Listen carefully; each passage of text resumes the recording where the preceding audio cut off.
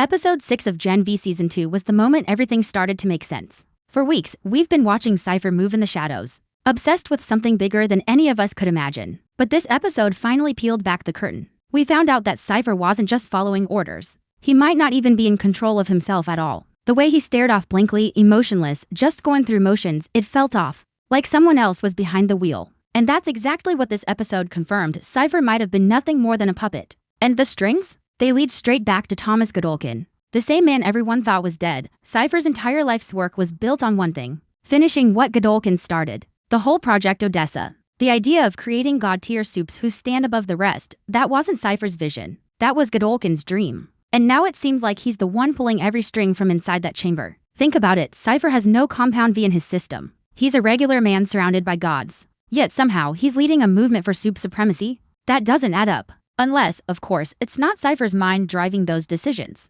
It's Godolkin, the man whose body may be broken but whose mind might still be the most dangerous thing in the world. And if that theory's true, then Cypher's not just an obsessed scientist, he's a vessel. A walking, talking weapon built for someone else's agenda. The detail that sealed it for me was that moment when he was moisturizing his legs. Completely zoned out, lifeless. It wasn't just awkward. It was eerie. Like he wasn't even present in his own skin. Then suddenly, he snapped, lashing out at the man in the chamber, calling him pathetic and worthless. But it didn't feel like he was talking to someone. It felt like he was talking as someone. Someone who was angry that their own creation was slipping out of control. That's when it hit me. What if Godolkin was controlling Cypher all along? Using his body to continue his life's work from the shadows? This isn't just about science anymore. It's about power, control, and the thin line between creation and corruption. Cypher's obsession with rebuilding Project Odessa wasn't random. It was personal. Godolkin's original project was destroyed in the fire that was supposed to kill him. But maybe he didn't die. Maybe he survived, trapped in that chamber, clinging to life, and found a new way to keep his dream alive through Cypher. That would explain everything. Cypher's mechanical tone, his emotionless actions, the sudden bursts of anger. It's like two minds are fighting for one body, and if that's true, then Cypher's plan to cleanse Godolkin, to wipe out 75% of its population and keep only the strongest soups, isn't his plan at all. It's Godolkin's twisted vision of perfection. His way of turning the school named after him into a monument for only the elite. Cypher's not a villain. He's a vessel. And that's what makes it terrifying. Because you can fight a man. But how do you fight an idea that's taken control of someone else's mind? What's more chilling is how the pieces connect to Stan Edgar. His return in this episode wasn't random. Nothing in the boys' universe ever is. Stan showing up right as everything starts unraveling means one thing. He's been watching this whole time. He knows about Project Odessa. He knows Cypher's not acting alone. And most importantly, he knows what Murray really is. Because while Cypher, or Godolkin, depending on how you see it, has been trying to rebuild the world in his own image, Stan Edgar's been quietly preparing for war. Not just against the soups who want dominance, but against the ones who can actually make it happen. And Murray? She's the key. The way the show built up to her moment of power was perfect. After everything she's gone through, losing her parents, thinking her sister was gone, trying to find her place, this episode turned her pain into something bigger. Murray finally realized that her powers aren't a curse. They're evolution. And when she brought her sister back to life, it wasn't just a shocking reveal. It was a statement. The balance of power just shifted, and now everyone, from Cypher to Homelander himself, has a reason to be afraid. By the end of the episode, one thing was clear. Nothing about Gen V is random anymore. Every piece, Cypher, Godolkin, Stan Edgar, Murray, they're all connected. And as the camera lingered on that final moment, it wasn't just an ending. It was a warning. The storm that's been building all season has finally arrived. And if Murray is as powerful as we think she is, she might not just save the world. She might have to destroy it first. Murray's transformation in this episode wasn't just about power. It was about identity. For the first time, she truly saw what she's capable of. And it scared her just as much as it amazed her. We've watched her struggle since season 1, torn between guilt, trauma, and a desperate need to do something good with what she was given. But now, all of that conflict came crashing into focus. When she brought her sister back, it was like she stepped across a line that no one's supposed to cross. Life and death aren't supposed to be things you play with. And yet, Murray did it, effortlessly. That's when it hit her. She's not just another soup. She's something different. Something even Vault doesn't understand. The reveal about Project Odessa changed everything. We found out that Murray wasn't a random accident or a fluke of Compound V. She was a product, a test subject from one of the most secretive and dangerous experiments in Vaught's entire history. And out of everyone they tested, only two were ever truly successful: Homelander and Murray. Think about that. The only two who survived the process were the most powerful beings walking the planet right now. That revelation doesn't just make Murray a threat, it makes her a target. And that's exactly why Cypher, or whoever's really in control of him, is obsessed with her. Cypher doesn't just want to study her. He wants to use her. She's the missing piece to finish what Project Odessa started, creating the next generation of god-tier soups. Being so strong they could rewrite the balance of power forever. But what's even more chilling is that Murray might be the only one capable of stopping it. Because if she truly has the same potential as Homelander, maybe even greater, then she could be the one weapon that can end this war before it consumes everyone.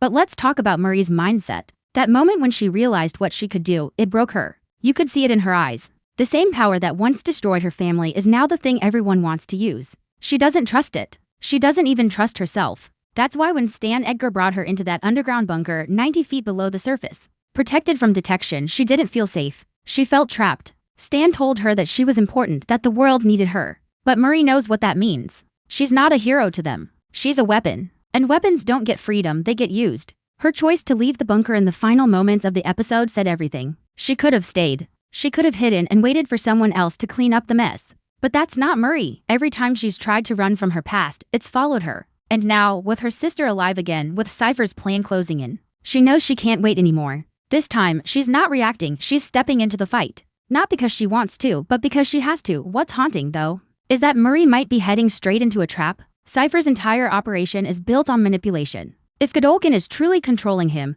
then every move Murray makes is part of his design. Think about how every revelation seemed to fall into her lap at the perfect time. The truth about Odessa, her sister's resurrection, Stan Edgar's arrival. What if none of it was coincidence? What if it's all been engineered to push her toward one specific outcome? To make her believe she's choosing her own path when, in reality, she's walking exactly where Godolkin wants her to go. That's the terrifying brilliance of Gen V. It's not about good versus evil. It's about control. Everyone in this story, from Murray to Cypher to Stan, is being controlled by something bigger. For Cypher, it's Godolkin's ghost. For Murray, it's the trauma of her past. And for Stan, it's the fear of losing control over the very thing he built. They're all playing the same game, and none of them even realize it. The episode didn't just make Murray powerful. It made her dangerous. Because now she knows what she's capable of. And she knows how easily it can destroy everything she loves. The way she looked at her sister before walking away, there was something tragic in that. A sense that she knows she's about to become someone her sister won't even recognize. And honestly, that's what makes her story so compelling. She's not fighting for glory or fame. She's fighting for redemption. But redemption doesn't come easy in this world. Especially when the person you're trying to save the world from might already be inside your head. That's the beauty of this episode. It didn't give us explosions or massive fights. Instead, it gave us something more powerful, the feeling that everything's about to explode. Murray's power is growing, Cypher's plan is accelerating, and Stan Edgar's preparing for something no one else sees coming. Every single thread that's been building all season is starting to tighten. And when it finally snaps, nobody's walking away clean. Annabeth's return flipped the tone of the entire episode. When Murray brought her back, it wasn't just a reunion. It was a resurrection that came with questions nobody was ready to answer. The look on Annabeth's face said it all. She wasn't the same. Death had changed her, and so had Murray. The bond they once had as sisters wasn't built on trust anymore. It was built on guilt, confusion, and buried resentment. You could feel that distance between them even in the quiet moments. Murray was looking for forgiveness, but Annabeth was looking for understanding, and neither of them knew how to meet in the middle. We found out in this episode that Annabeth wasn't just a normal person dragged into the chaos. She was a soup too. She had Compound V in her system, possibly from birth, just like Murray. That revelation changed everything we thought we knew about their family. It means their parents didn't just accidentally create a monster, they intended to. They experimented on both their daughters, maybe even before they could walk. The difference is, Murray's powers manifested violently while Annabeth stayed buried, sleeping under the surface. And now that she's back, those powers are wide awake, her ability as a precog. Seeing glimpses of what's coming before it happens gave this episode an eerie tension. Every time she looked at someone too long, it made you wonder what she was seeing. There was one moment that stood out when Annabeth stared at Kate from across the room. There was no dialogue, no confrontation, just this cold, uneasy silence. It almost felt like Annabeth saw something she wasn't supposed to. Maybe a betrayal, maybe a death. Whatever it was, that look wasn't just suspicion, it was recognition. She knew something. That's the thing about Annabeth. She's unpredictable now. She's grateful to be alive, but she doesn't understand what she's become. Her powers aren't stable. Her emotions aren't either. She's angry that Murray changed her life, angry that Cypher used her as a pawn, angry that she can't go back to who she was before. In her eyes, Murray is the reason she lost everything, their parents, her peace, her normal life. And now, even in death, she can't escape her. That's the tragedy of their story. Murray brought her sister back from the dead to fix her past, but in doing so, she might have created her biggest enemy. The episode hinted that Annabeth's visions are starting to control her, not the other way around. When she described the flashes she sees, violent, fragmented, impossible to predict, it was clear she's losing grip on what's real. The power to see the future sounds incredible, but in this world, it's a curse. Every vision brings her closer to something she doesn't want to face. And it's not just Cypher or Marie, it's something bigger. Something connected to the war that's coming. There's a moment where she tells the group, it's not just happening out there. It's happening here. That line hit hard. Because it meant the chaos isn't on the horizon anymore, it's already inside Godolkin. What makes Annabeth's arc so interesting is how she mirrors Marie's own struggle. Both of them are trying to make sense of the power that destroyed their family. Both want control, but neither really has it. The difference is, Marie's trying to use her power for something good, while Annabeth doesn't know what good even means anymore. She's lost faith in everything, in Vought, in Marie, even in herself. So when she looks at the people around her, Jordan, Kate, Emma, she doesn't see allies. She sees potential threats. And with her visions getting stronger, it's only a matter of time before one of those faces becomes her next target. The tension within the group is starting to crack through the surface. Everyone's scared, everyone's suspicious, and everyone's holding something back. Sam's haunted by what he did last year. Emma's trying to forgive him but doesn't know how. Jordan's trying to keep everyone together. But even they can feel that the team isn't what it used to be. The trust that held them together in Season 1 has been replaced with secrets. And in this world, secrets always lead to blood. Annabeth's presence makes all of that worse. Her visions, her instability, her unresolved anger. She's like a ticking bomb sitting in the middle of the group. And what's worse, they all know it. You can see it in the way they talk around her instead of to her. Nobody wants to be the one to trigger her next outburst. Nobody wants to be the reason she loses control. But deep down, everyone's wondering the same thing. If Annabeth saw something in her visions, what did she see? And who was it about? That's what makes this episode so tense without ever needing a massive fight scene. The real danger isn't out there, it's right in front of them. It's in the silence between conversations, the looks that last a second too long. The fear that one of them already knows how this all ends. Every moment with Annabeth feels like it's leading to something. And if her visions are connected to what Cypher and Godolkin are planning, then she might hold the key to stopping it. Or worse, she might be the reason it happens. By the end of her scenes, it's clear that Annabeth's story isn't just about coming back to life. It's about what happens when you come back wrong. Marie wanted her sister back. She got her wish. But sometimes the dead don't come back grateful, they come back changed.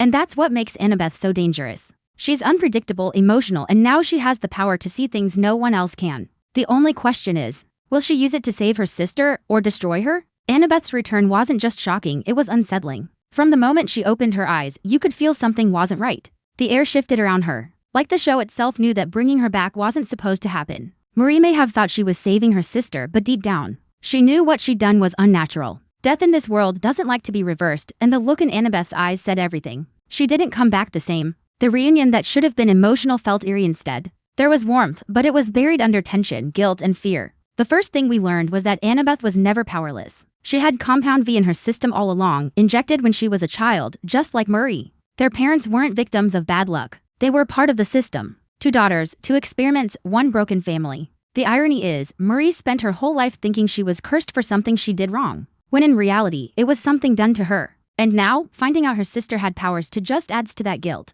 It means their entire tragedy was manufactured, written by people who wanted to play God. Annabeth's powers aren't physical like Marie's, they're psychological, deeper, darker. She's a precog, someone who can sense what's coming before it happens. But unlike a clear vision or a warning, hers come like fragments, flashes of pain. Moments out of order, pieces that don't fit until it's too late. That's what makes her so dangerous. She doesn't just see what's ahead, she feels it. And the weight of that is breaking her down from the inside. When she told the group that her visions were getting stronger, there was something desperate in her voice, like she was being dragged towards something inevitable and horrifying. There was this one scene, simple but haunting, where Annabeth was just standing off to the side, staring at Kate, no words, no confrontation. Just this look that lingered too long. You could see it on her face, that flicker of recognition, as if she'd already seen Kate do something, maybe something unforgivable, and was waiting for it to happen. That's the tension Gen V does so well. It doesn't need explosions to make you anxious. A single stare can say more than a fight ever could, but underneath all that fear, there's another layer, resentment.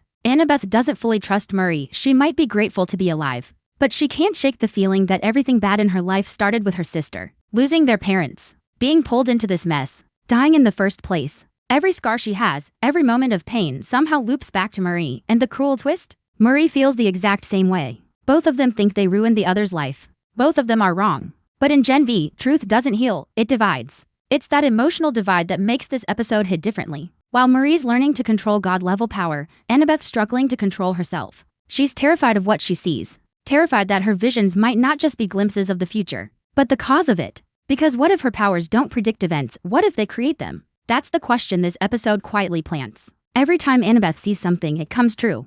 But we've never seen what happens if she tries to stop it. Maybe she can't, maybe the moment she sees something, it's already locked in. And that's where her story becomes tragic. She didn't ask for this gift. It's not a weapon she can aim, it's a curse she can't escape. Every night, her visions hit harder, and every time they do, she loses a little more of herself. Her body's alive, but her mind's still trapped somewhere between life and death. That's why her return feels wrong. She's here, but not fully. Like her soul didn't come back in one piece. Murray doesn't see it yet, but you can sense it, Annabeth slipping. And when she does, it's not just her that's in danger. It's everyone around her, even the group feels it. The energy between them isn't what it used to be. Sam's trying to act like everything's fine, but you can see the cracks. Emma's torn between forgiveness and fear. Jordan's holding the team together, but they know it's temporary. And Kate, well, she's hiding something. Something that makes Annabeth's attention toward her feel more than just paranoia. The way the group looks at each other now, it's like they're waiting for one of them to snap. And maybe Annabeth's the one who will. Every show reaches that point where trust becomes a liability, and this episode was that turning point. Everyone's carrying secrets, and Annabeth's visions are threatening to expose them. The thing is, she doesn't even need to tell anyone. Just her reactions, the way she looks at someone after a vision. It's enough to shake the group's faith. Nobody knows what she's seen, but everyone assumes the worst. And that's how fear spreads in Gen V, quietly, invisibly, like a virus. By the time the episode ends, you can feel the group fracturing. They might be underground, hiding in Stan Edgar's bunker, but they're not safe from each other. Every bond that once made them a team is breaking down. And Annabeth's the fault line running through it all. She's alive, but she's a warning, a living reminder that something shouldn't be brought back. Marie's miracle might end up being the very thing that destroys everything she's trying to save. Because in this world, life always comes with a price. And the bill's about to come due. By the time we hit the middle of the episode, that quiet paranoia had already turned into something darker. It wasn't just tension anymore, it was mistrust, full-blown and personal. The group wasn't just questioning each other, they were questioning reality itself. Because the things happening around them didn't make sense.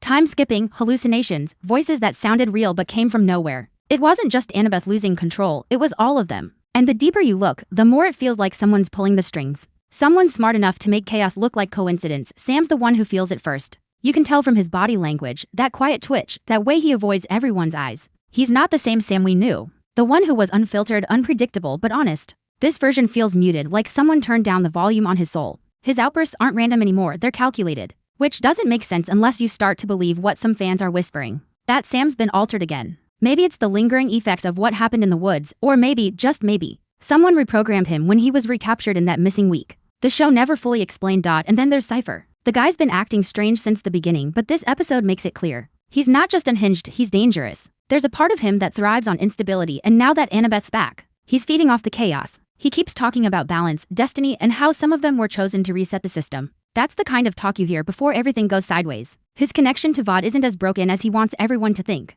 He's playing both sides, the rebels and the corporation, waiting to see which one collapses first so he can step into the gap. The crazy part? Stan Edgar knows it. The man's been 10 steps ahead since before the first body dropped. His reappearance in this episode wasn't some nostalgic callback, it was strategy. He's not coming back to fix things. He's here to study them. Because that's what he's always done best, observe, adapt, and use chaos as data. Every emotional breakdown, every power surge, every death, it's all information. He's not watching to stop anyone. He's watching to learn how far the next generation can be pushed before they turn into monsters. That's what makes this whole setup so twisted. None of them realize they're still inside an experiment. They think they escaped the woods, but the woods was never just a place, it was a concept. A controlled ecosystem built around trauma, trust, and testing limits. And now, Edgar's turned the entire outside world into a new version of it. The illusion of freedom is part of the design. He doesn't need cages anymore. Fear and guilt do the job for him. That's why episode 6 feels so claustrophobic, even though most of it takes place in open spaces. The real prison's in their heads. Murray's starting to catch on. There's this moment when she looks around at her friends.